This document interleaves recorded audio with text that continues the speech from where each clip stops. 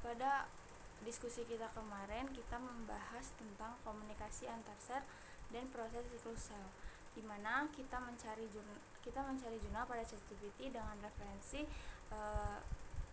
dengan keyword berikan referensi jurnal yang membahas tentang komunikasi antar sel. Dalam komunikasi antar sel berkaitan dengan yang namanya penerimaan, transduksi, dan respon.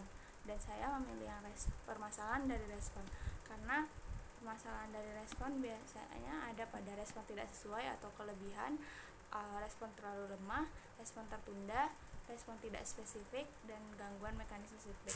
Dan itu dijelaskan juga dari jurnal yang saya temui, permasalahan yang dari jurnal saya temui, yaitu jurnal JEM dari Journal of Experimental Medicine, How Decreasing T-cell Signaling Unexpectedly Result in Autoimmunity, di mana membahas tentang respon yang terlalu turun bisa menyebabkan autoimun. Dan di sini ada penjelasannya juga yang sudah saya translatekan ke bahasa Indonesia.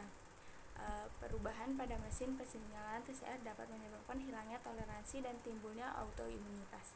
Sebuah contoh penelitian sebelumnya telah menunjukkan bahwa mutasi titik pada domain SH2 dan JAP7 dikenal sebagai tikus SKG yang mengakibatkan afinitas lebih rendah terhadap C2 menyebabkan autoimun spontan pada tikus, di mana ini tuh responnya lebih rendah, jadi dia bisa menyebabkan autoimun. Ada juga bukti yang memvalidasi kalau itu tuh benar jika kalau responnya turun itu bakal terjadi autoimun, yaitu petunjuk kedua berasal dari studi tentang autorecruiters menggunakan transfer sel T ke tikus infopenic. Di sini mereka mengamati bahwa baik sel CD4 tikus maupun limpa dengan ekspresi yang berkurang dapat menginduksi autoimunitas. Pentingnya penyakit tersebut bergantung pada ekspresi JAP70 pada tikus donor tempat T-sel diisolasi, yang menunjukkan bahwa seleksi negatif di tikus dan perkembangannya sel tract terganggu, menghasilkan populasi Teconi dengan referensitas dini diri yang meningkat dan potensi autoimun. Lalu saya mencari jurnal solusi dari permasalahan ini, bagaimana cara agar penurunan tadi tidak menyebabkan autoimun.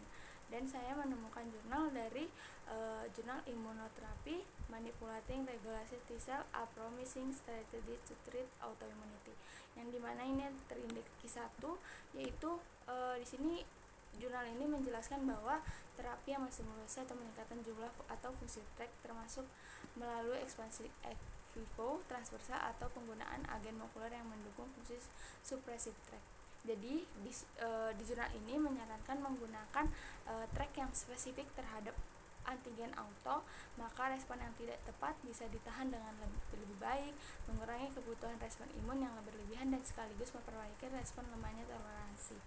Dimana ini ada buktinya juga dari jurnal kutipannya yang sudah saya translatekan ke bahasa Indonesia, yaitu sebaliknya sel tract spesifik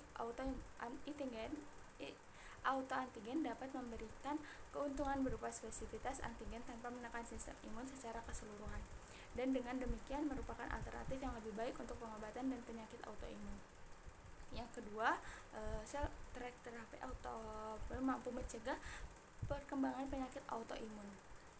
Itu ada kasus di mana penyakit autoimun yang sudah terbentuk dapat dibalik ketika tikus sakit diobati dengan sel traffic maupun dengan sel traffic autoantigen.